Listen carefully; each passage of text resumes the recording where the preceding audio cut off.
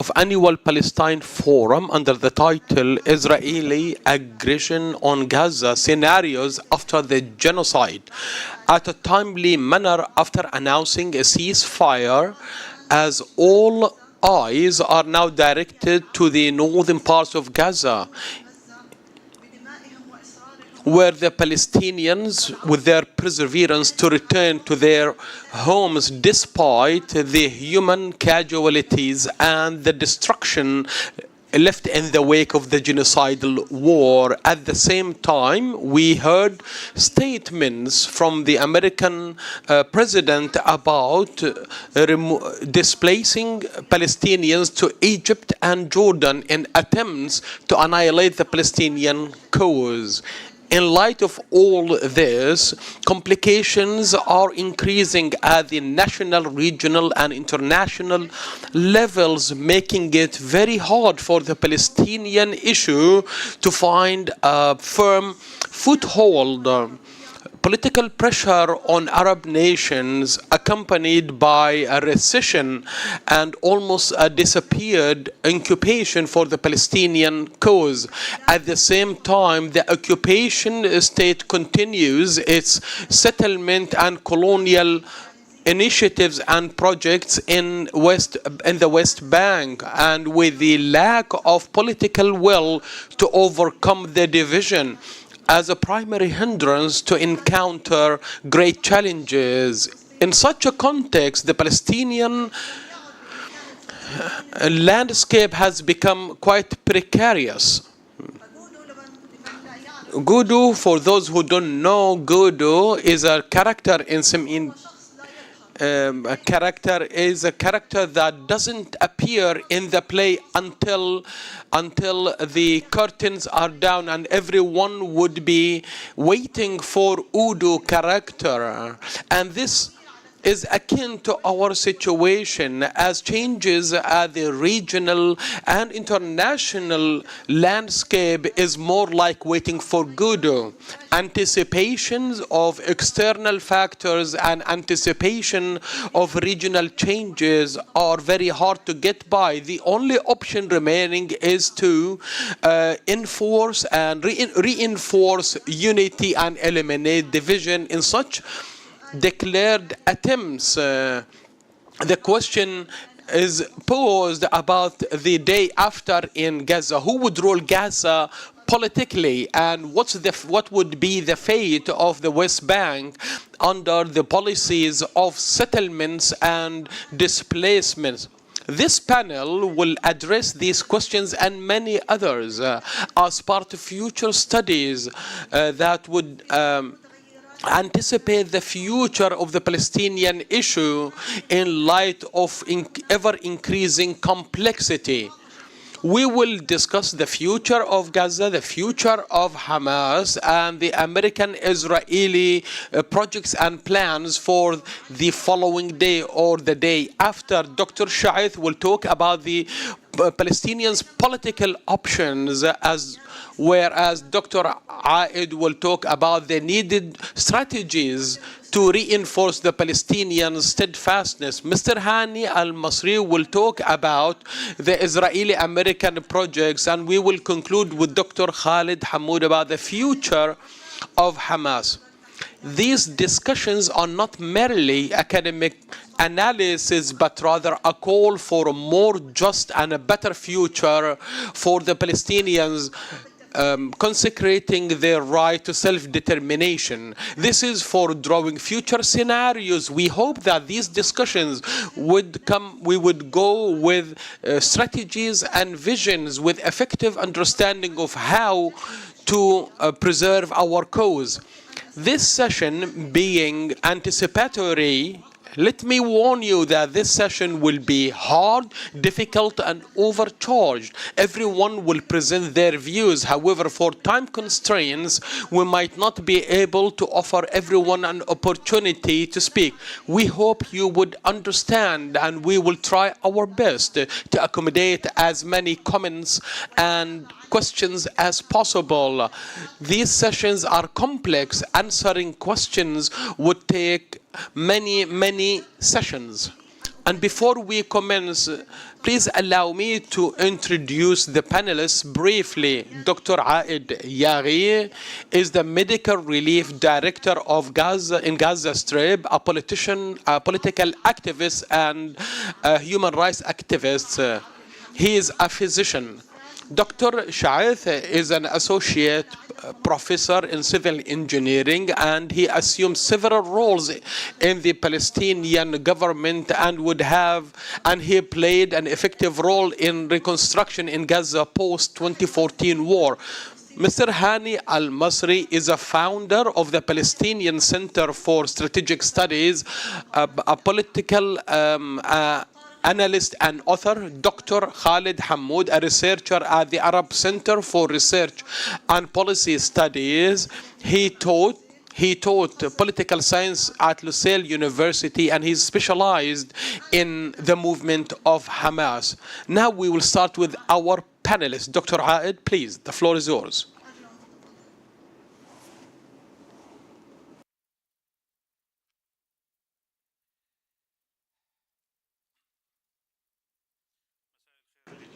Good evening, everyone. First of all, I would like to thank the Arab Center for Research and Policy Studies for the invitation to participate in this outstanding forum that brought together a plethora of people interested in the Palestinian cause and researchers from around the world. Before I start my paper, under the title, are the required strategies to reinforce Palestinian steadfastness against Israeli plans and to prevent voluntary migration. I would like to share with you my mixed feelings, happiness, gladness and sadness. I am sad due to the large number of people who were lost and lives were lost in this genocidal war, and the scale of destruction as described by international organizations as unprecedented in the 21st century. Such destructive force against residents in this short period of time. And that was last year in March, and you might imagine the scale of destruction. However, we are happy today as tens of thousands, if not hundreds of thousands, we have seen them return to their northern part of Gaza, to their homes, who have waited over 3 days and nights in such cold weather at the Netzarim crossing in order to cross over and return to their homes in Gaza City and northern parts of Gaza. Such scenes are the actual and the effective response to Trump's statements he made yesterday. And honestly, after such a response, we have no need for any further official responses. The Palestinian people have said their word in action when they return to Gaza City, and not merely in words. Gaza is witnessing an exacerbated humanitarian crisis, if we call it a crisis, because the dictionary doesn't save us here. We can't find any vocabulary that can express what has befallen Gaza. Such a crisis in its cumulative results have surpassed all previous wars that have been waged against Gaza. Since 2008, the number of injured and killed since October 2023 would leave its mark for many years to come on Gaza, as some reports have estimated, some international reports, that at least 25% of the injured people would require surgical operations and long-term rehabilitation, including over 5,000 individuals who would need prosthetics, majority of whom are children. We are all aware that one of the key objectives that the occupation tries to achieve is to displace the Palestinians, or the largest number of Palestinians possible, and this what has been reiterated by the various ministers in Netanyahu's government. Smotrich, for example, has mentioned in some press statements in November 2023, after a month only from October 7th, saying that Gaza Strip must be occupied and must reduce its residents to less than half.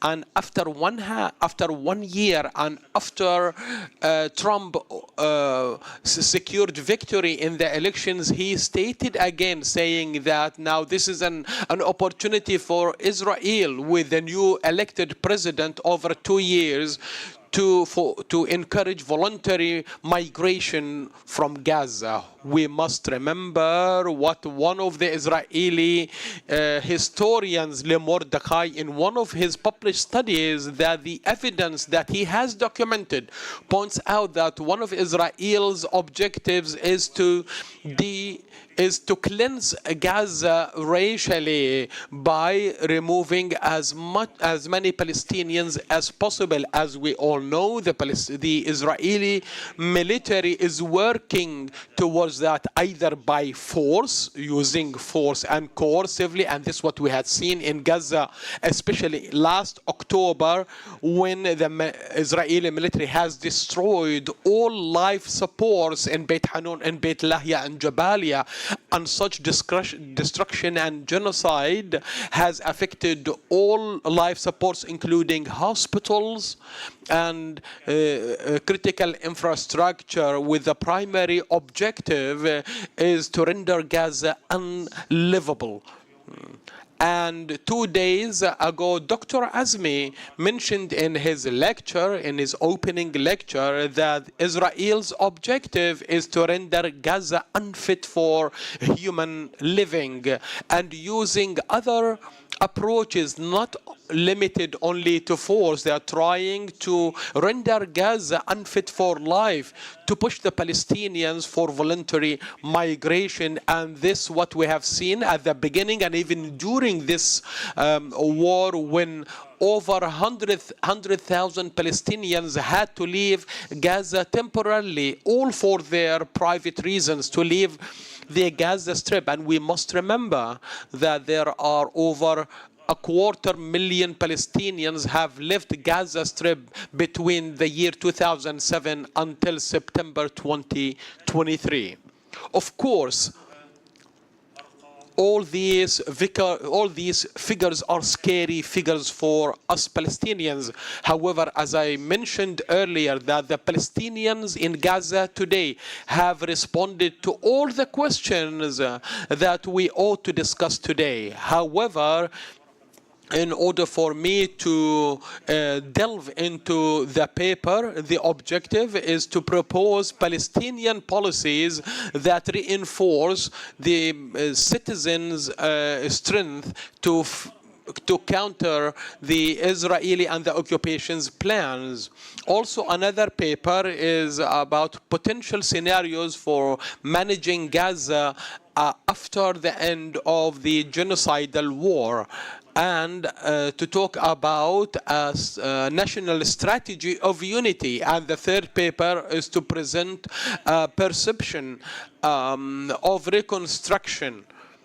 The fourth objective is to propose practical Palestinian policies that might encourage Palestinians to remain in their land and to prevent voluntary migration, in addition to encouraging Palestinians who have left Gaza to return back. In the first theme, about the various scenarios, I will talk briefly, as I understand that my colleagues will talk about such scenarios. As we all know, many many Palestinian or Arab research centers, even international centers, have come up with various scenarios in the first few weeks of the war, and even today, and such scenarios can be grouped into three different groups, starting with reoccupying the Gaza Strip or part of it, and to migrate a large number of Palestinians, if not majority of them, ending with a Palestinian administration in Gaza Strip. Of course, I will talk about the last group of such scenarios, which is preferred by the Palestinians. How can we ensure a Palestinian administration in Gaza? Under this scenario, we might propose policies. However, under other scenarios, it would be very hard for us to propose practical policies to implement to minimize and limit voluntary migration of Palestinian residents of Gaza. We all hope and we continue to wish that the Palestinians will reach a reconciliation to starting with a national unity government or a technocrat government or whatever sort of government, and according to the Pekin Declaration, and put it into implementation.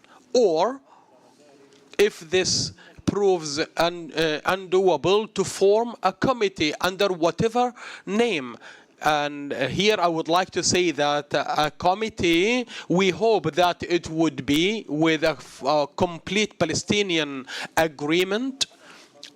Otherwise, it could be in agreement with a number of Palestinian factions and various segments of the Palestinian society. Another scenario, which is a very weak option, is that for Hamas to resume administration in Gaza, as the region and the international community are rejecting or refusing Hamas resumption of administration in Gaza. The second theme in my paper is what is resilience. What do we know? We talked about the national resilience, Palestinians remaining in their homeland has always been looked at as a form of resisting the occupation. I will talk very quickly about this. The Palestinian movements, part of such movements, consider resilience and steadfastness as a form of resistance.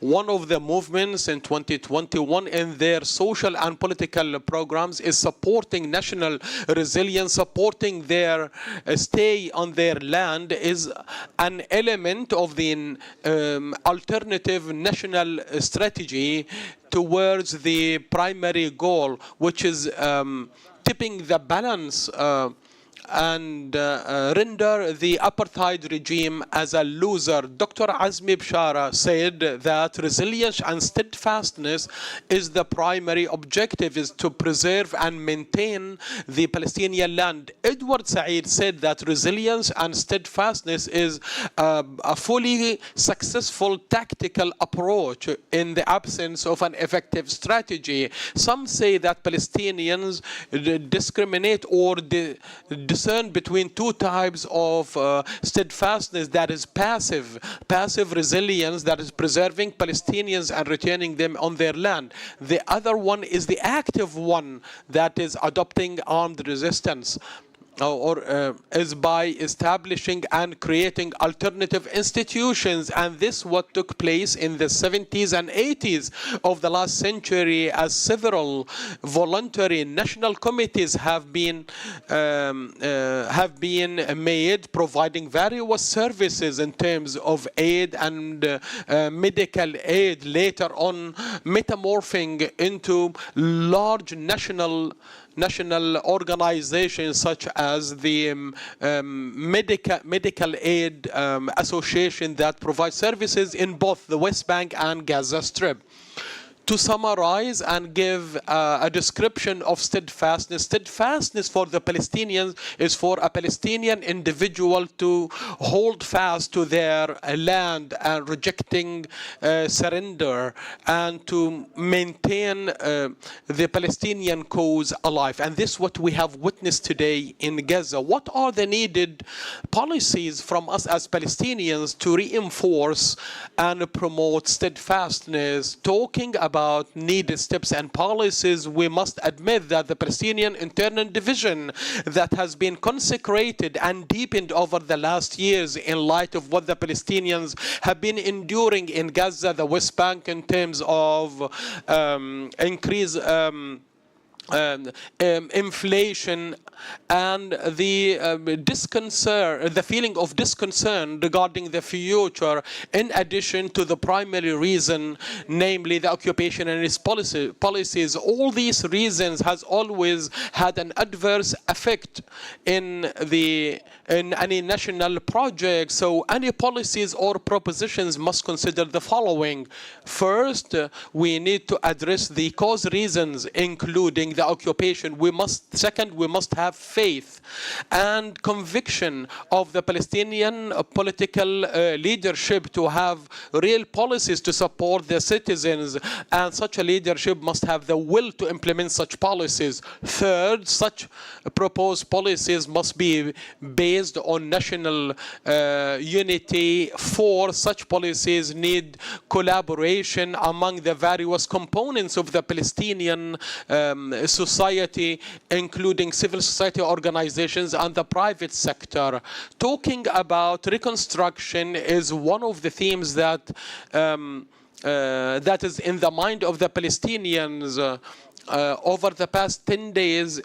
Following the temporary ceasefire, the question that everyone is asking in Gaza, even ourselves, we stopped asking about how are you, who was killed and who was injured. Everyone is asking, is your home intact? Where are you going back to? This is an indicator that reconstruction and starting reconstruction is one of the key steps that are needed and required to help people hold their positions and stay on their land. Talking about reconstruction and how to address the issue of reconstruction to be a comprehensive process, multi-dimensional, and to enable the Palestinian people to continue their journey towards liberation. And we must not repeat the previous experiences in reconstruction, which proved a failure. Of course, reconstruction across various sectors. I haven't even started talking about the policies, and the doctor is pointing me to end. The proposed policies, if we attain to the preferred scenario for us as Palestinians, these policies, there are like immediate policies that needs to be implemented yesterday, and such policies need to continue throughout the early recovery period, including many issues, including meeting the various needs, enable Palestinians to stay on their land, and providing water, food, sanitation, eliminate chaos and riots, and preserving public properties, and establishing universities, recruiting academics and faculty members to replace the ones who have been killed or left, in addition to mobile clinics and field hospitals, equipment, medical supplies, and medical staff to perform surgeries. And we are talking about over 22,000 people who are sick and injured who need treatment outside Gaza, and to reduce the prices and the cost of some services and amenities such as electricity and water. Of course, electricity power doesn't exist, but the Palestinian will. And by the way, yesterday I was talking about one of the residents of Khan Yunis. Streets were lit yesterday using LED lights. This is the Palestinian genius, and this is an example of how a Palestinian individual always hold fast to their land. Of course, there are many other policies and long-term procedures that could be undertaking. Such policies, I have broken them down to generic policies, chief among which talking about policies is empowering people and enabling them to secure their needs and requirements, and give them freedom of speech. And we need to develop long-term diverse policies that starts with reforms that includes and ensures real reform of the various powers like the executive, legislative, and the judicial. Otherwise, all our talk about such policies would go in vain. We need to reform the Palestinian political system and requires new economic policies that builds a resilient economy in order to counter and face the challenges, all the political, all the economic the policies adopted by the Palestinian Authority has always undermined the Palestinian people. Such an economic policies need to eliminate joblessness and to break free from the Paris Accord that has always shackled the Palestinian economy.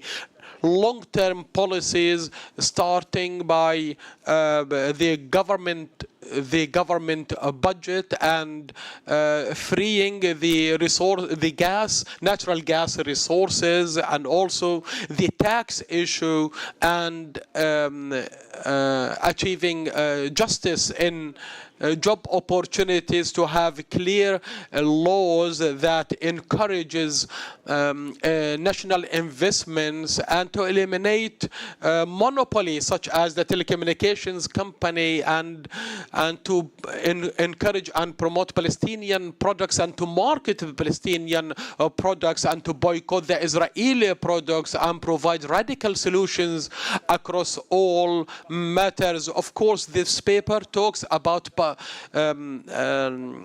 specific policies in specific sectors. When we talk about the youth, for example, we must provide the youth with hope. We need projects and initiatives that would encourage and promote their political involvement and engagements.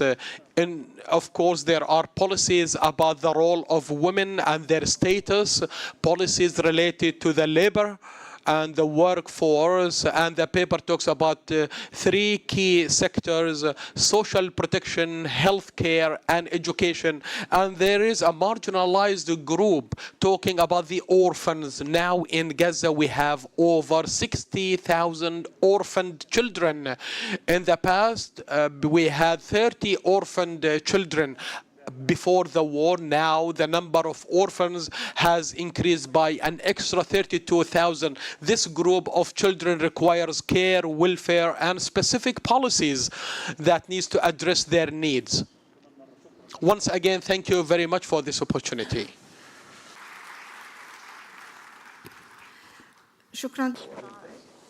Thank you, Dr. Aed.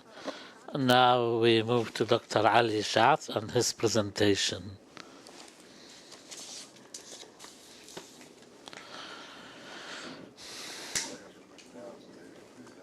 He who does not thank people does not thank God. Our thanks to the Arab Center. And I repeat what Brother Aed has said. This conference, this important, very important conference, is a great effort to bring together Arab intellectuals and minds to revive hope, not in Palestinians and in Gazan people, but in all Arabs. Thank you. As for our people now, our message to our people that freedom's gates do not open unless through blood and sacrifices. France knew the impact of the blood of martyrs, so will every other occupier. I tried in this paper to tackle the different the scenarios starting from November 2023 when they started talking about the day after in Palestine, in Gaza, and what Washington Institute produced reports of more than 150 pages of different scenarios to manage the day after. Everybody felt that it was an attempt to divert attention to what was happening to our people. This paper goes through the different scenarios that both East and West have alluded to, and it's a way to try and explore what happens in Gaza and the West Bank.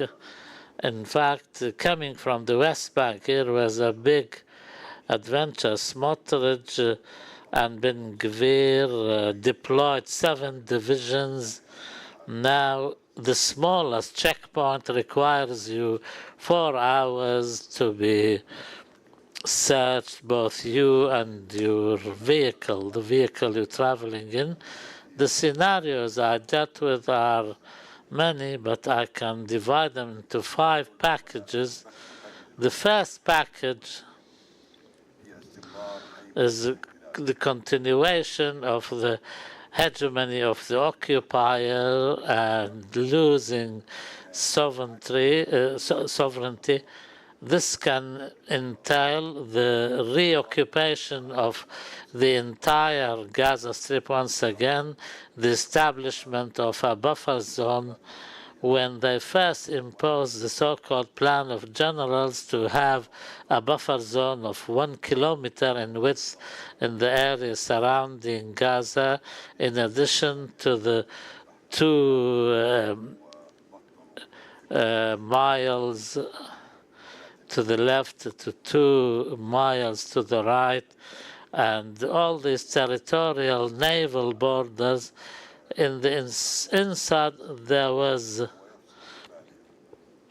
the Miflasim corridor, which separated Jabalia, then the rest of the area, then the Netzarim crossing corridor. I cannot give them Arab names because we shouldn't do that.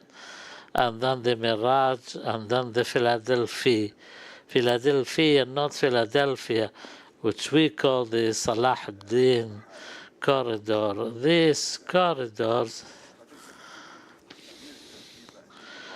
and to change the demographic makeup of Gaza, in the general's plan there was a yellow patch which should be a place where the population should reside. The rest will be designated as military areas, and the settlers will start 2 settlements, one in the north to replace the formerly Dogit settlement to have the upper hand in negotiations.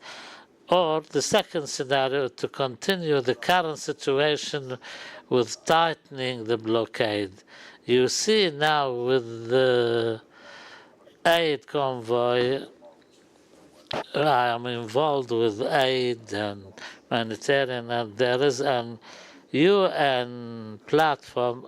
Everything you want to enter into Gaza has to go through this, and the Kogat, which is the Israeli army which coordinates it. What they agree goes in, what they don't may need 2-3 months before it's allowed, or it may never be allowed. The third scenario is to do with the unification and the return of the PA to administer Gaza. This is through consensus and mutual agreement. There is no such thing as imposing anything on the will of people. People paid for with their blood. And also the National Salvation Government, the Community Support Committee has many problems. Some people agree, some people do not. The third package, the humanitarian solutions, this is an Israeli game like the human bubbles, and they used American Israeli companies, for example GDC, which is a company which entered Beit Lahia, Beit Hanun, Jabalia, and started distributing aid through some clientele belonging to it. And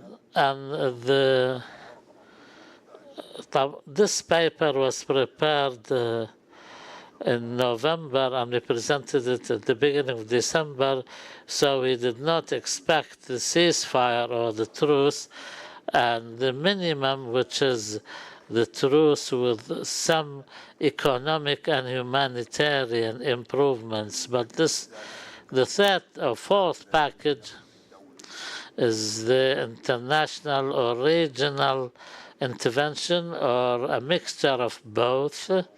You know, there is talk that in the Netzarim there are Arab today. There were Arab forces there today. وبعديها السيناريوهات في إطار اتفاقية التطبيع. Also, yesterday there was a great seminar at the Arab Center on the consequences of Trump's administration and how we should deal with the package. Also, he wants to do something apart from the deal of the century that we all know about, which he started implementing in his first tenure, and now he wants to take us from the current situation we're in to a situation of prosperity through a shock, an economic shock. We wanted to use the SWOT analysis, which is most widely accepted in statistical analysis, and I also implemented the future wheel, like brainstorming with people. I prepared a questionnaire and distributed to the leaders of PLO and the PA and Shaath and other organizations. I wanted to discuss with them, debate with them, and not just ask them to fill in a questionnaire. There are points of strength regarding the Gaza Strip, and that is to how important the geographical position is for the rest of the region. Also, the Palestinian legitimacy, the ability of the people to adapt and persevere and be steadfast. And Brother Aid talked about how people are adapting to the situation on the ground, and also the expertise our people have in this conference. This is evident. I heard people asking how can they volunteer to teach online from where they are. Our people are ready. In the previous experiences, my colleague alluded to that too. The previous wars deliberately they created something, the GRN, also every bag of cement which enters, aluminium, anything under surveillance, so that we cannot be successful, and we are doomed to failure when it comes to reconstruction. But I think this time around we have to have a different way of thinking. I work with Arthur Anderson International currently and how we can do something different for reconstruction. There are weaknesses. The Palestinian division needs no further elaboration. This goes beyond imagination. The Pekin Declaration or anything else can be of use. I, as a Palestinian, the son of Khan Yunis, am shocked that this river of blood did not change anything. The total collapse of the political, social, and economic systems in most parts of Palestine. You know, the situation in the West Bank is catastrophic, in addition to Gaza itself, of course. I think the financial situation of the Palestinian Authority and the people is obscene.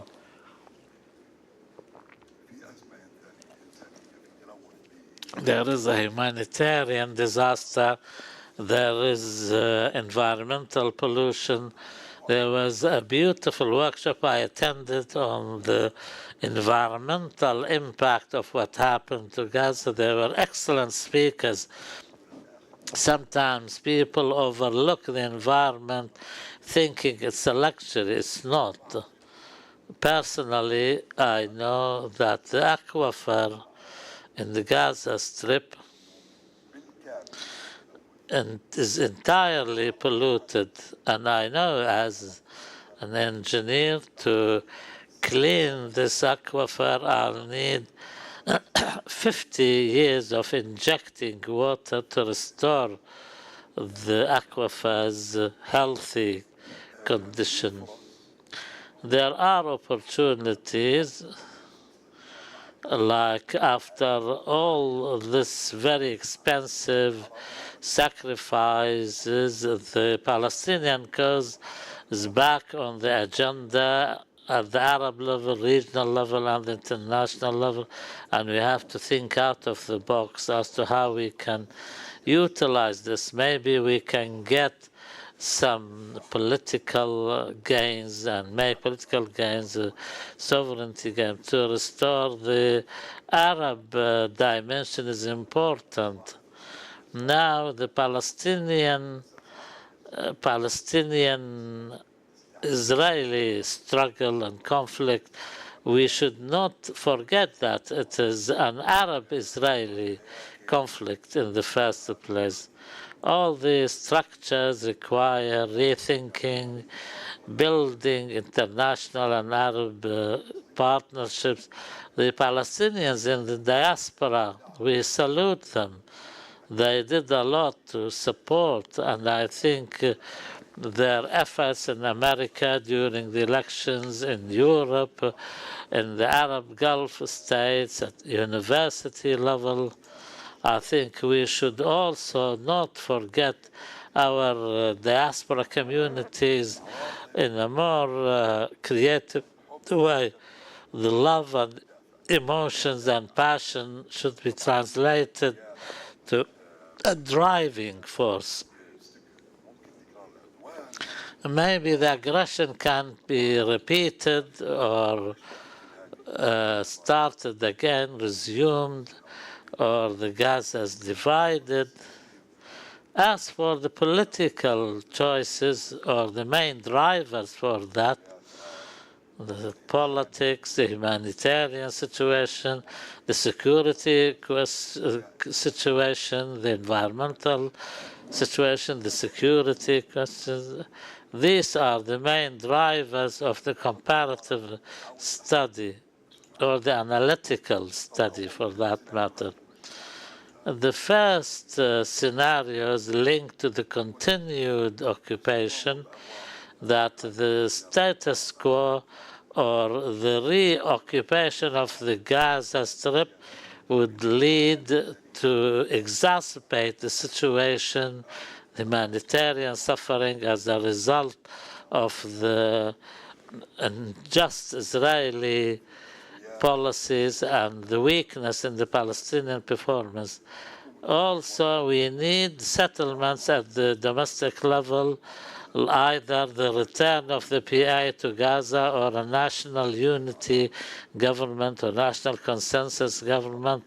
And this can lead to an improvement in the economic situation if there is an agreement on the support for the regional and international intervention, either or, international or regional intervention will have an impact on Palestinian sovereignty and will weaken our call for a right to self-determination, because that way will be considered too weak and unable to form an administration to manage reconstruction. The normalization agreements and what Trump is going to bring with him, this can be of great economic benefits at the beginning because they want to attract your attention at the beginning, but they will make you fail politically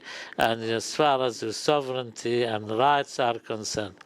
And if you look at these packages of scenarios and you discuss their risks,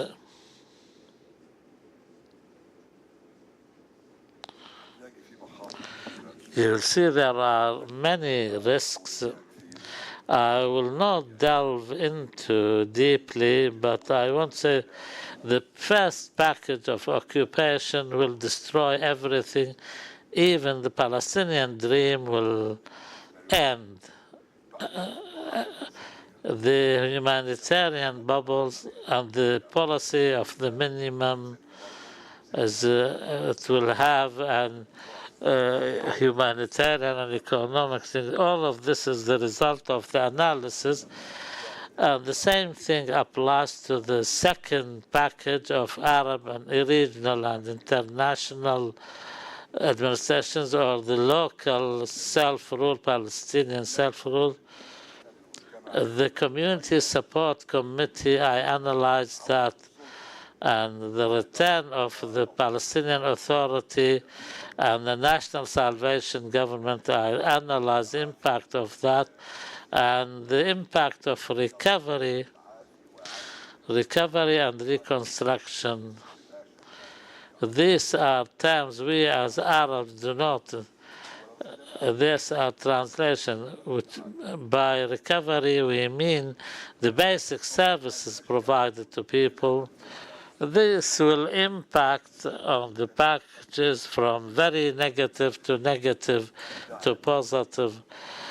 Regional repercussions and consequences. There are three blocks: Egypt, Jordan, Lebanon, and the Gulf, Saudi Arabia, the UAE. There is the regional like Turkey and Iran, and the major powers like the United States, Russia, and China, and the European Union. This is a part of the scene which will be impacted. When I set for these scenarios, ladies and gentlemen, the paper which was presented, there are 13 scenarios, and you know what number 13 is, but I took 11 to improve the luck. I found that in the second column is the percentage of risk and the possibility of this happening. The highest is the policy of the minimum, which is a temporary truce and some humanitarian, is that 3,000 lorries. My family told me they didn't see anything. But the probability of this happening, This was done in November, and I didn't know they'll be through. Secondly, the establishment of a buffer zone and the division of Gaza. This is a stronger possibility to happen, and the humanitarian bubbles, fourth, the return of the PA and continuing the status quo with resuming the blockade. The last scenario, which is the least likely to happen according to our analysis, the future real analysis, SWOT analysis, is what Trump is saying, according to Abraham, of course, to move from a crisis to prosperity. To face up to all these things, we have to remember that there is something called the PLO, and we reorganize it to make it represent the entire people and works. Dr. Ali. Last thing, this is the conclusion. I'll read the last part. The unification of the Palestinian people and going beyond the divisions and working towards a unified national vision to implement the most just choices to protect the rights of the Palestinians. This is a very important and decisive thing. This should be happen through a unifying vision Palestinian. Thank you very much.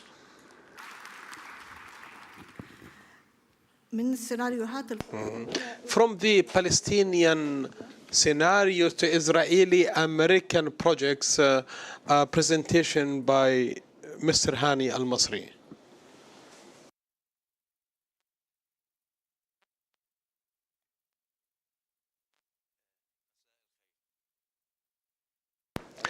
Good evening. First of all, would like to thank the organizers for the invitation to participate in this significant forum. I would like to request the audience to be patient with me, as I might talk about some issues far removed from emotions, although emotions and sentiments are important. However, when analyzing the situations and drafting policies, we must see things as they are in order to interact with them to affect our change.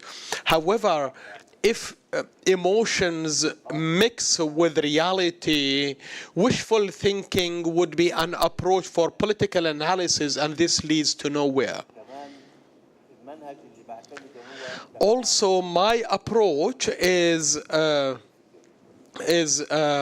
engaging thought with reality rather than thought into thought. This leads me to shocking ideas. Such thoughts and ideas are not from me, but rather rooted in reality, but we must engage with to overcome them, mitigate damages, and make progress forward. We are not in a situation that allows us to achieve objectives. We are not in a position of launching a strategic offense, but rather in a strategic defense position.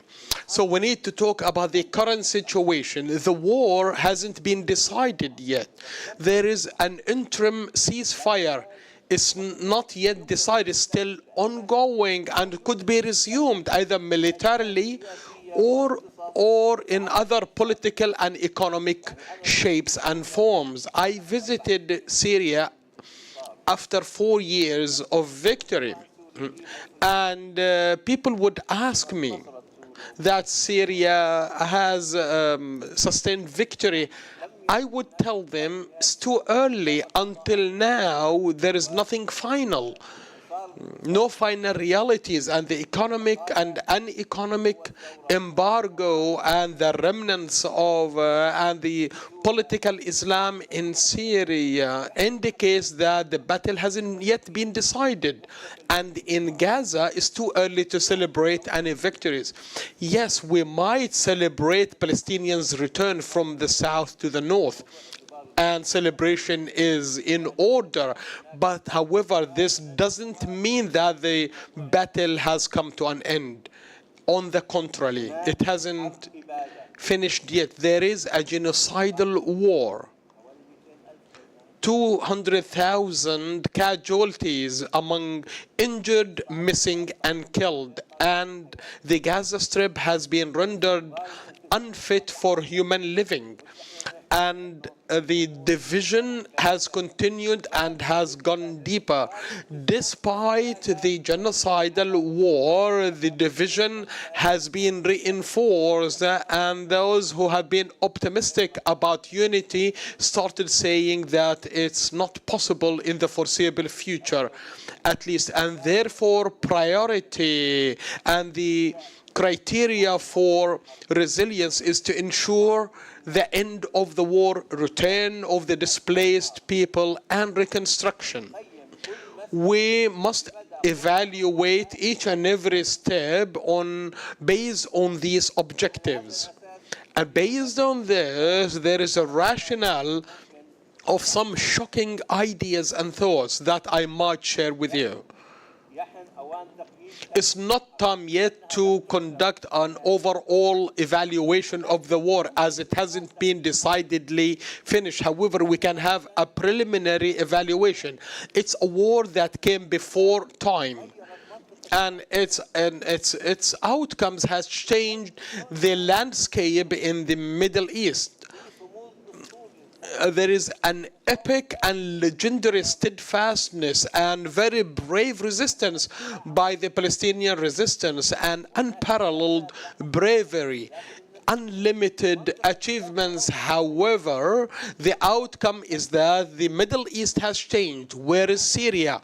Mystery, Lebanon, and the axis of resistance, Hezbollah, Gaza Strip. These are fundamental issues, and they are not final. We must see and look into these issues. It's true that the occupation after Al-Aqsa flood wouldn't be able to break the resistance, because they never gave up, they never surrendered. Despite all the losses, we will not raise the white flag. Neither the resistance nor the people. And the occupation has become less confident in continuing its approaches and less capable of winning. And the Palestinian resistance has imposed itself at the international arena without any horizon for any political resolution, but rather increase the possibilities of an unjust resolution. We can't talk about this and talk about normalization. Now, if the war resulted in normalization, would that be a good outcome? Especially knowing that 14 Arab and Muslim countries would sign up for normalization if Saudi Arabia signed a normalization treaty or deal. Furthermore, victory or the great liberation battle can't be without the participation of the Palestinian groups. It's illogical for the Palestinians in Gaza only to carry or shoulder the responsibility of such struggle. We know that Palestinians in the West Bank and the Palestinians in the diaspora, if we are to wage a liberation war, we need to coordinate all the movements of all the Palestinian blocs. This what research tells us, and this is the vision that needs to govern all of us.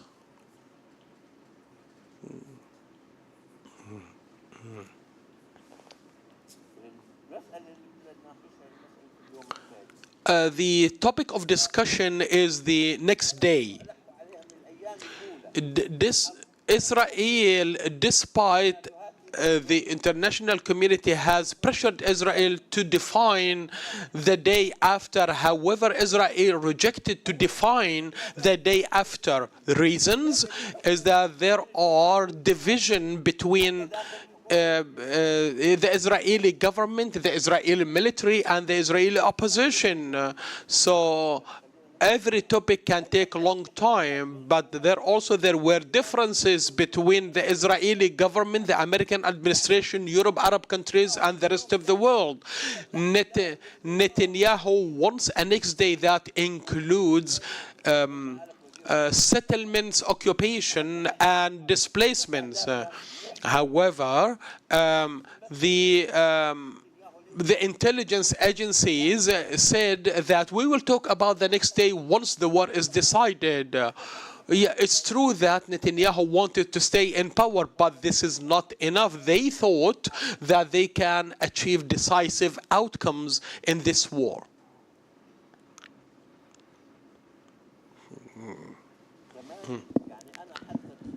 Yesterday,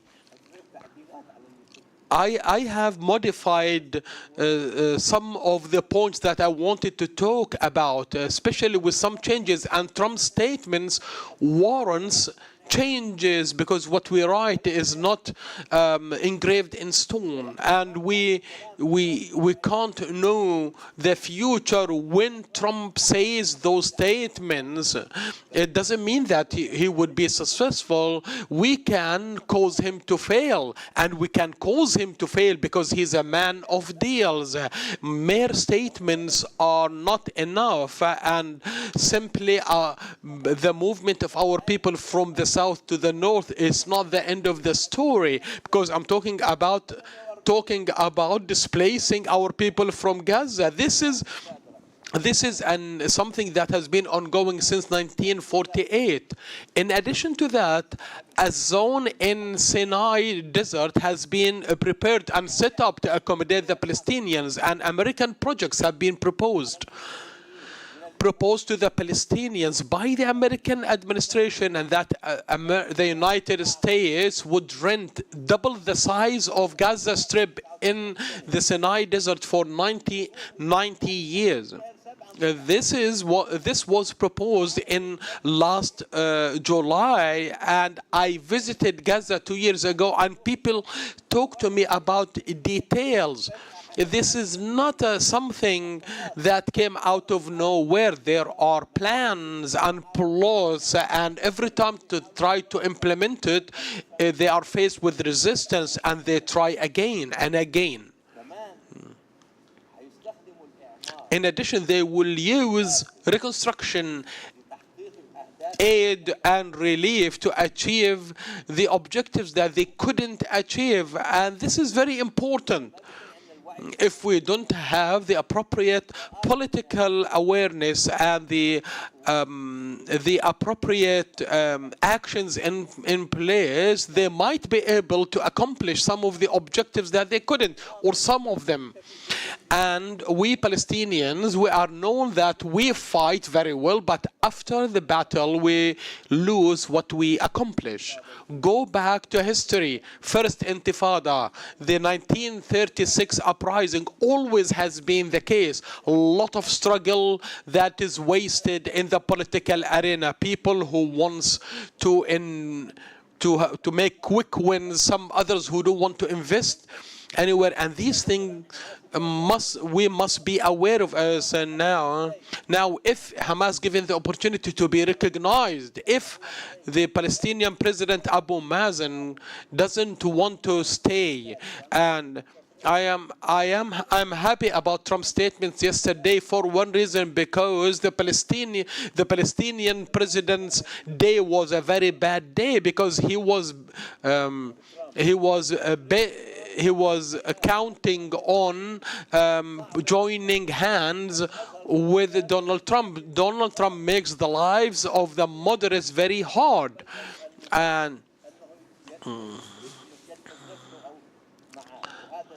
and this is very good. However, we need to build on such an understanding. Ending the war is organically associated with pre-agreed agreement about the arrangements in the Gaza Strip, because there are arrangements in stage 2 or stage 3 that is related to the following day. It's not only limited to releasing the captives. So all of the parties have agreed that ending the war needs to create a situation that prevents the repetition of what has happened and to ensure that they need to remove Hamas from power. Hamas alternative hasn't been agreed upon until now, and Hamas has acknowledged that they wouldn't be able to resume power, and they seek arrangements that doesn't exclude them entirely. This means that Hamas recognizes the fact that they wouldn't be allowed to rule. Although this was talked about prior to October 7, but now Hamas acknowledges and realizes the fact that this has become a condition. The authority seeks to rule Gaza without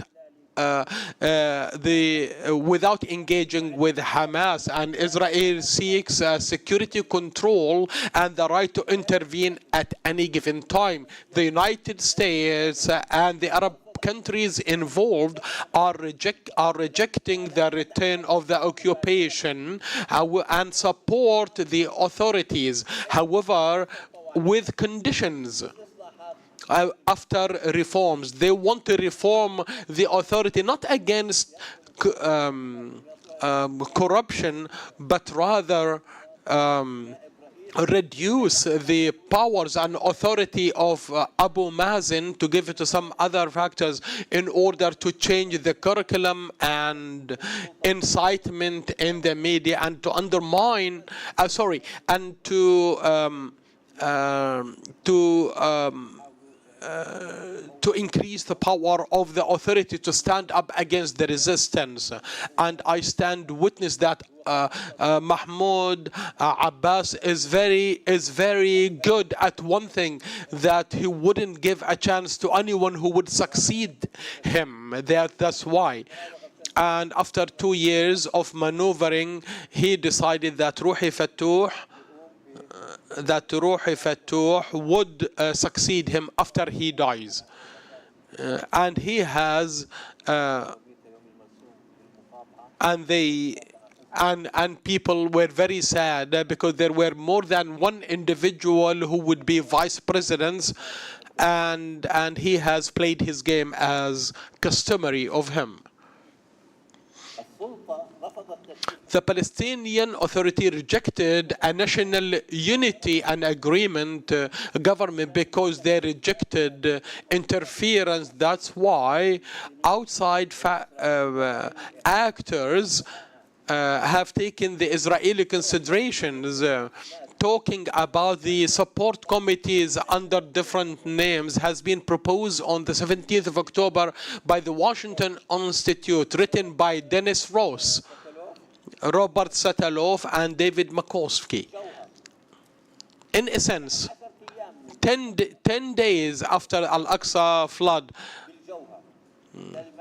and therefore let's not pretend that this is a Palestinian or Arab or an Egyptian proposal. This is an American. It's true that Egypt tried to adopt it, and the United Arab Emirates is leaning towards America. However, the core of it, they don't want Hamas nor the role of the Palestinian Authority. This is the crux of the matter, and they said we need to have an interim period of training and qualification, and such autonomy will have independence. That's why Abu Mazen is rejecting this proposal. At the same time, this is the Egyptian paper. The Egyptian paper, the finance and the security are not part of such a committee's purview. What does this mean? It means some other parties would take over such matters. This is the Egyptian paper. And they said, and such a committee would be formed by a presidential decree. And then they say they would coordinate and communicate with the government. So the core of the American idea and proposal, what we need is a lenient framework of that would do whatever we dictate on them. This is how critical this proposal is. In addition, one of the divisive is that this should rely on Arab regional American support. And they placed a condition that American forces need to be a part of the mandate of such committee with huge budgets. In other words, there are ongoing plans, and such a plan has been foiled with the victory by Trump.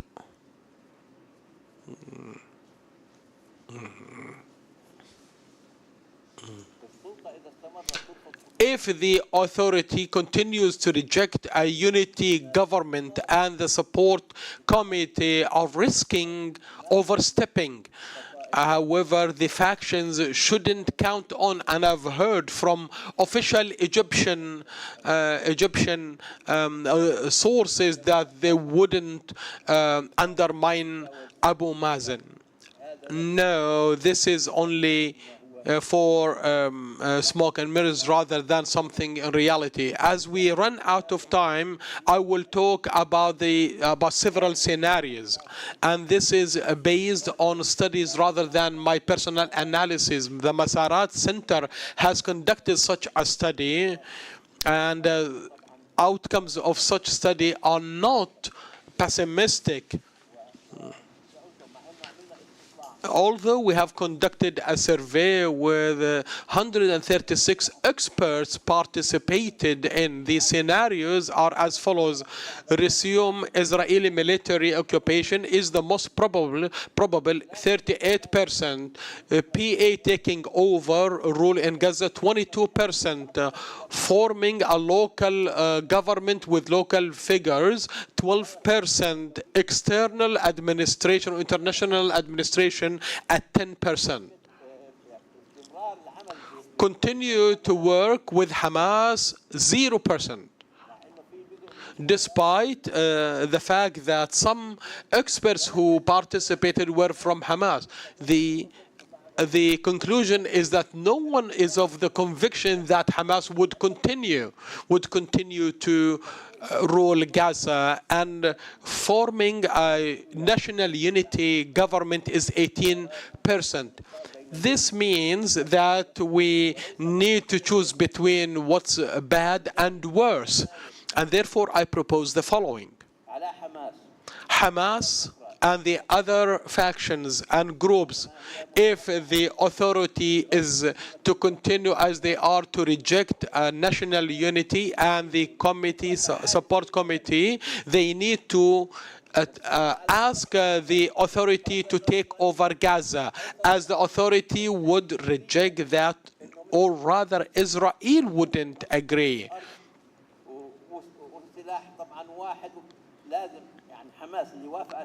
What Hamas, those who have agreed on this paper, Hamas wouldn't object to the authority taking over Gaza, because they said that Abu Mazen would form such a committee by a presidential decree. A national unity government that formed by Ramil Hamdallah is actually formed by Abu Mazen.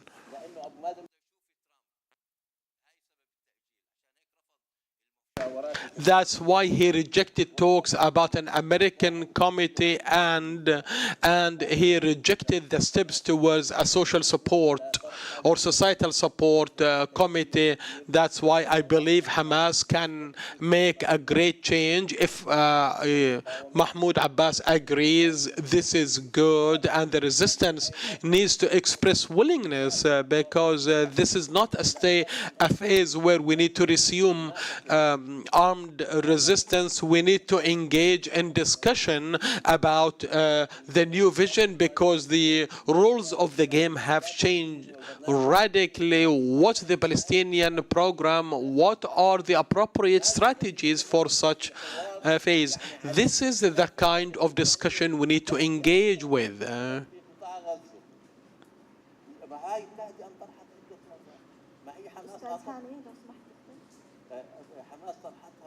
Hamas has proposed this in 2003, and de-escalation doesn't mean the end of resistance. It doesn't negate our right to resist. Finally, why Khalid ibn Walid was named the sword of Allah? Although all the wars he waged he ended in his victory, because in the Mota battle he withdrew with the army and saved the army from annihilation. That's why the Prophet called him the sword of Allah. And sometimes avoiding and evading losses and annihilation is the desired course of action. Thank you.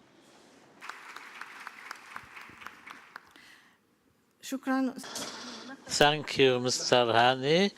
We close now with Dr. Tarek Hamoud with the question that we all await an answer to, and that is the future of Hamas. Thank you very much to all of you, and our thanks to the Arab Center. Like all the panelists have said, they thank them, but I would like to thank Dr. Ayat and Mu'taz al-Nadhr and the team of the volunteers and the rest of the organizing committee. Thank you. About a year ago, we stood here in the second round of the annual Palestine Forum. We posed the same question on the future of Hamas. The war was still going on, and we did not have any ability to predict that the war would continue this long and with this severity. This paper does not provide answers. It provides questions on the future of Gaza. The future we cannot predict until it really actually happens. This is the day after's answer that, and despite the second week of this truce, temporary ceasefire, the war has not ended, and we still await many answers. The continuation of the war for more than 15 months implies that the longer the war lasts, the more the sacrifices and the more of Israel's inability to decisively solve the situation to their advantage, and the steadfastness of the Palestinian people. Since the very early hours of this agreement and the exchange of prisoners indicate that some answers can be expected. After 15 months of devastating war, Hamas's capability were apparent in the exchange of the prisoners and the show Hamas put on, and some opinion polls that many people rely on can be misleading because they rely on people's impressions rather than facts, and maybe after the truce we may expect different results. This manifestation of what happened really told a story that there are many questions regarding the feasibility, the consequences of what happened, each point of view defending it from the point of view of victory or defeat, but ultimately the debate goes on, and people say that we faced a genocide and the battle was marginal, and despite all the sacrifices we did not achieve anything. Some, of course, disagree. Naturally speaking, the same discussion tries to respond to the same question. Without this question, there would have been no debate or discussion. At the heart of this is the reality of Hamas's relationship to the people of Gaza and the historical linkage between them. Without trying to gauge the future of this relationship cannot be determined, and at the same time we ask whether victory or defeat will determine the future of this relationship. During the period of establishment of Hamas and the role the Muslim Brotherhood played, we can refer to that paper or that research to try and gauge what we can come up with, the kind of answers for the relationship of Hamas with Gaza, the future of Hamas, the future of Gaza, and we should be more objective and avoid the kind of romantic reminiscence of the past. Gaza lived for 80 years in total reconciliation with the Islamic trend from 1945, which continued during the Nakba of 1948 and the setback of the 1967 and the establishment of the Muslim Brotherhood, which preceded the establishment of Hamas. In the West Bank or the rest of Palestine, the situation was different because the Nakba of 1948 meant the discontinuation of the Islamic movement, and because of the problems in Jordan in the years between 1950 and 1967 impacted the West Bank. In the Gaza Strip, however, Gaza, in comparison to the West Bank, was not subjected to the Oslo Agreement until 2000, unlike the West Bank, of course, and after the division of 1927, Gaza went in a different direction to that in the West Bank. In other words, Gaza had the Hamas's political program, not only Hamas, in fact, all the factions, the leftists and others, are deeply rooted in Gaza than the rest of the Palestine. We are not shedding light on these differences to come up with the kind of conclusions on the nature of the contract which links Hamas with Gaza.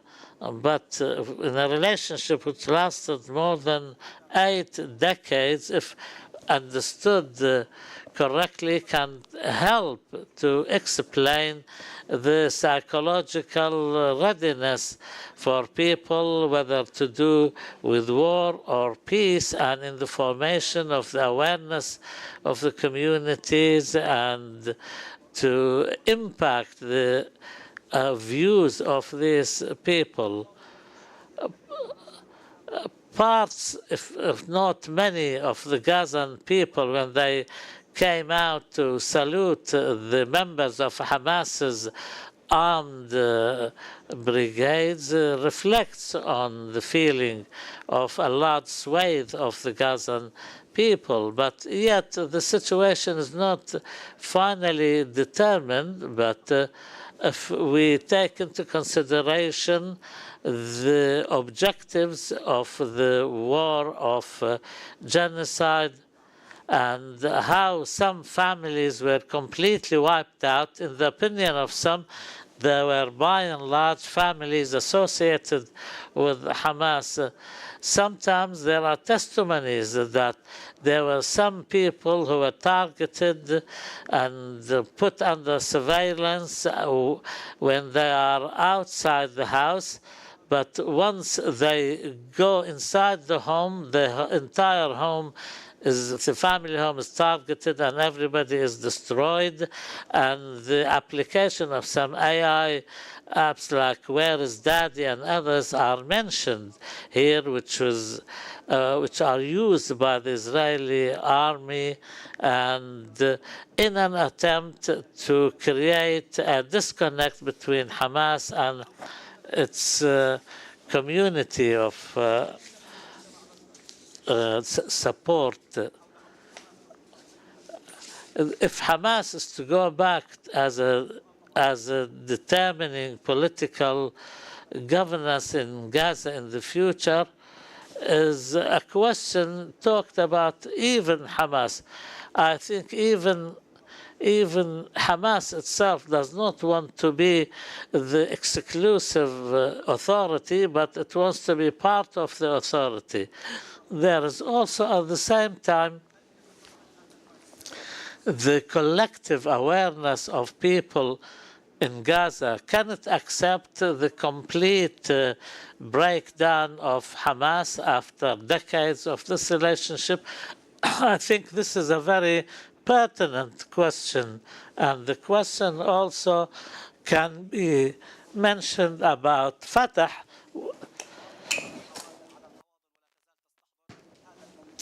when it became the political authority and the impact of that. Despite all that is said about the huge pressures on the people in Gaza and places Hamas and the rest of the resistance under a lot of pressure, and now Hamas as a movement is showing some success in responding to the reality of the situation, which means that the huge human cost and also, secondly, the Hamas's ability to reflect power and the resistance of Palestinian people and the ability to rise from the ashes. But of course, this does not negate all the main questions, and this makes the current debate inconsequential, because any answers we come up with today will remain temporary and fully open to the changes in reality. As for the final answers, they will be accumulating over time, and like the liberation of Damascus came as an end of a debate on the futility of the Syrian revolution, but this war also is looked at as a reason for revision and revisiting we are still in the middle of the road, and the answers should be awaited. This paper does not attempt to provide such answers, but all what we can call for now is that there is a lot of the situation is very fluid, and we can find ourselves on this side of reality today, but only to wake up to be on the other side tomorrow. Thank you, Dr. Tarek. We have less than 25 minutes. Please ask questions, no comments, please. If you give comments, I would regretfully interrupt any of you. After that, I will give every panelist 2 minutes to respond to the questions. Please raise your hands if you have any questions.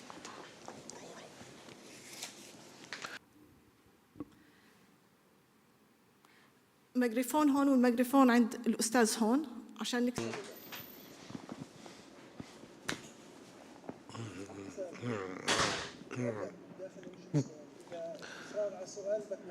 لا لو سمحت له أسئلة فقط.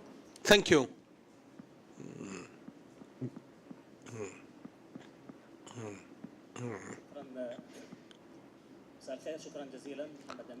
Good evening. Thank you.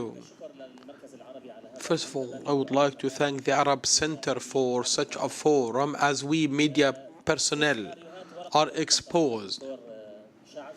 Dr. Shaath provide important scenarios, namely the minimum. My question to Dr. Hani Almasri: how can we convince the Palestinian leadership and president that now we are at a different turning point, that Ben Grave and Smotrich, they don't want a two-state solution, nor Fatah nor Hamas?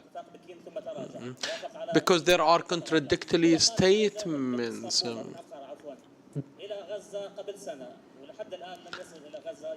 So, أوكي وصل السؤال. شكرا. لو سمحت هون. لو سمحت تعرف والسؤال لمين موجه بشكل مباشر.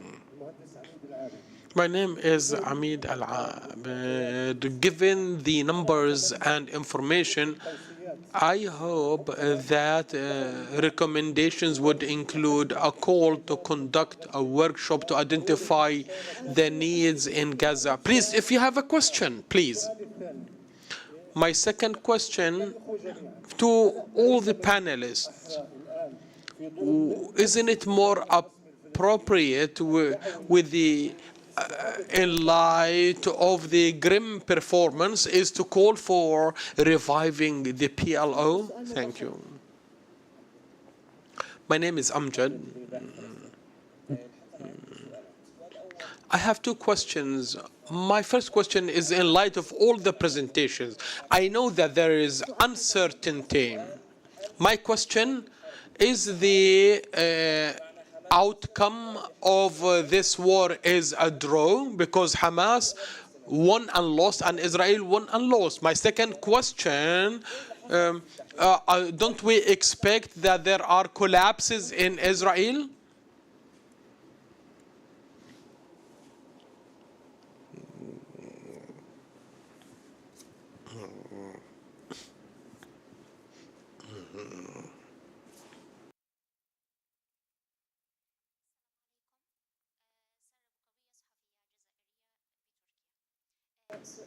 My question is that all the scenarios presented and the projections are far removed from the position of the people of Gaza who made all these sacrifices.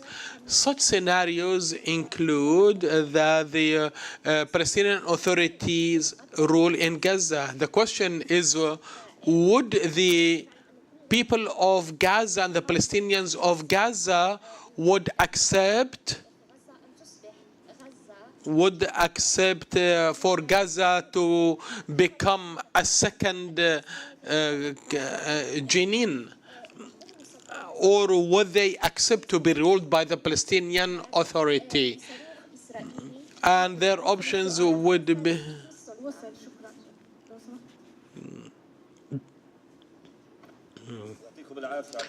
Thank you very much for your presentations. Israel's right-wing government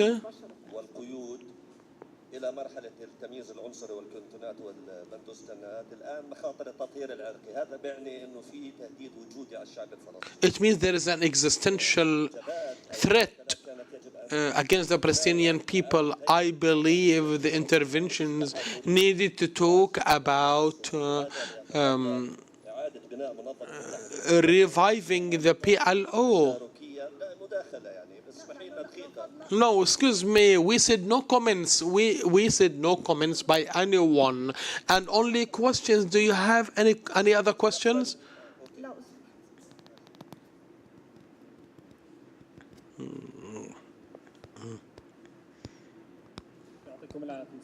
Thank you. My name is Samir Mashur. I have a question to Mr. Hani.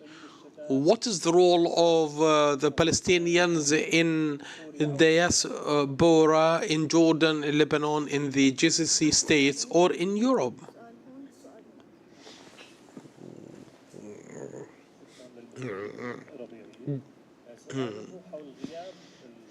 My question about the lack of any comments on what's happening in the West Bank. You spoke about scenarios about the PA taking over in Gaza, but what would happen in the West Bank in case the president is ousted?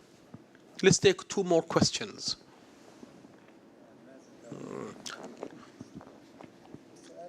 My question about the position of the Kingdom of Saudi Arabia and their insistence on a two-state solution. How serious such a position, and what's the interest of Saudi Arabia after the major changes in the region and all around the world over the past 1 year for the United States and for the countries in the region? Last question, please. My name is Amir Burat. I'm a journalist. Hamas continues to hold power in Gaza. Over the question, and Hamas says seeks to become partner in the rule. With whom will Hamas be partner in ruling Gaza? Well, I will give the panelists 2 minutes each. I will start with Dr. Aid, please.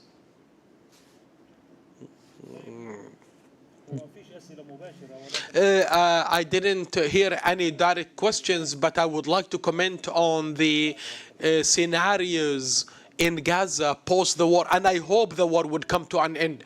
Everyone knows, and it's well known, and it's no secret that the entire and all the international community are not accepting Hamas.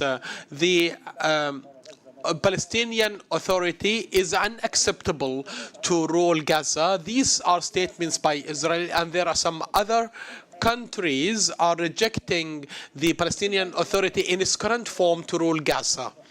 Under this situation, with the recognition that Hamas doesn't want to rule Gaza, and this is something they stated even before the October 7th.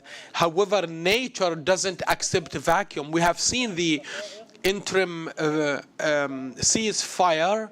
Moments later, the security forces and police forces of Hamas, they were everywhere.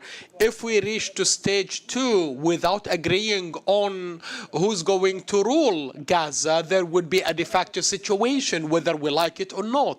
My comment is the American position and what the American president says is not something ordained on us.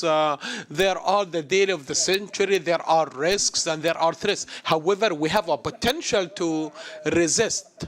I would like to talk about the next. There are negotiations in a week time, in 10 days. We don't know, but we need to take in consideration that other issues would be proposed on the table, requirements on the resistance in order to reach to a state of calm, as some statements by Hamas leadership expressing their willingness on a truce, a long-term truce of 10 to 15 years. Of course, with ramifications, it's hard to talk about it, but it needs to be considered as it is a requirement on the Palestinian National Authority to restructure the education and educational programs in order to accept the other and tolerate and to eliminate anything related to the Palestinian history and resistance. Why should we rule out that on the long term this could be an international plot or plan? As for the support committee, there is the American proposal in the support committee, which is different from the Egyptian proposal, which came to block the way of the American proposal. It's hard to talk about all these things at once, but once again, thank you. Dr. Ali, please.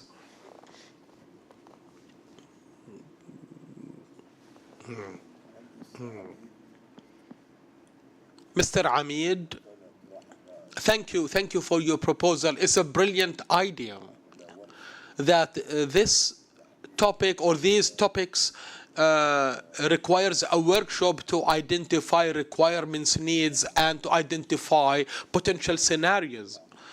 Because I have seen 7 different plans for reconstruction, aid, and relief. And if we didn't unify and bring together concerted effort, taking in consideration the needs of the people in Gaza, and I hope that the center would play a role in this area. If you'd allow me, please, very quickly. The support committee, there is another proposal by the Palestinian Authority that was sent, not only an American and an Egyptian proposals, but there is a proposal that was submitted by the PA that was published by Ahmed.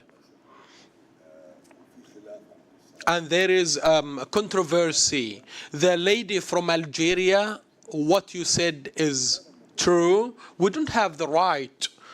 We don't have the right to prevent those who opt for Hamas or jihad to be an integral part of the Palestinian people. No one has a right to prevent these factions to participate in ruling their country. No one has the right.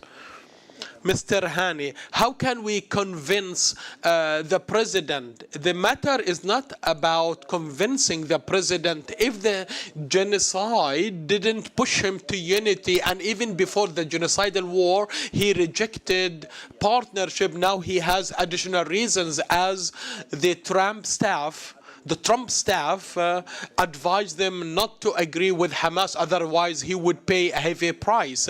That's why I believe that working on a national unity, adopting former approaches is a waste of time.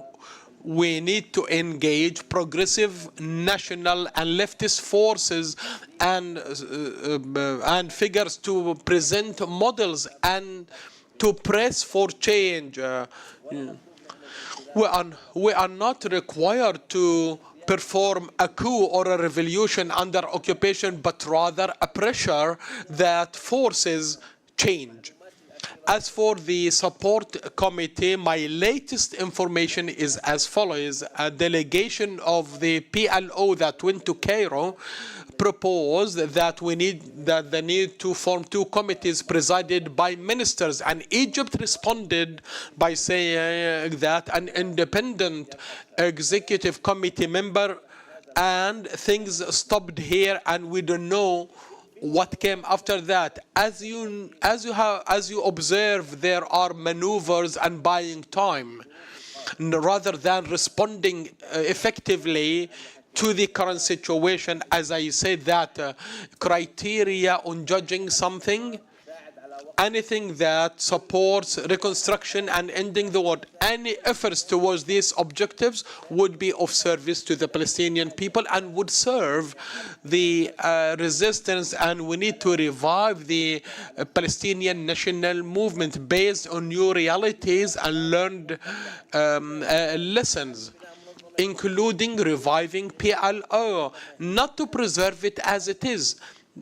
There has to be some sort of dismantling and reassembling the PLO. Dr. Tarek.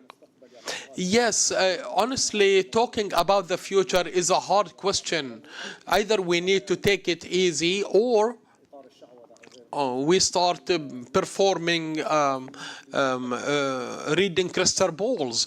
However, talking about the future, this war has decided the future everywhere or in several places rather than in Palestine itself, as it has caused a change of the landscape in Syria and Lebanon. However, there is no clear answer about the future of Palestine. A year and a half since this war has started, there seems to be a consensus that that a national Palestinian unity is the answer to meet or to achieve the rights of the Palestinian people despite all these sacrifices. And what makes the answer very hard is an internal Palestinian problem. And therefore, forming such a will and conjuring such a will for a unity and a national unity is important, and without which, even if the war comes to an end, I believe we would continue to ask the same question. I would like to thank you very much for all the panelists for their contributions, and I would like to thank the Institute for Palestine Studies and the Arab Center. We will continue to aspire for a better future, and I hope we don't pose the same questions next year. I would like to invite Dr. Ayat Hamdan to conclude and close the forum.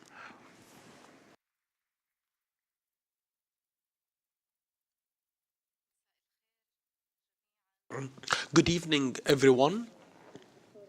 I would like to thank Dr. Lourdes for her excellent moderation and the panelists for their papers that they have presented at this concluding session. And I would like to thank the audience, all of you, for your patience and perseverance staying with us over the past 3 days, and the important discussions that were presented and in the breakout sessions. And we always look forward to seeing you again in every round of this forum. I will finish very shortly.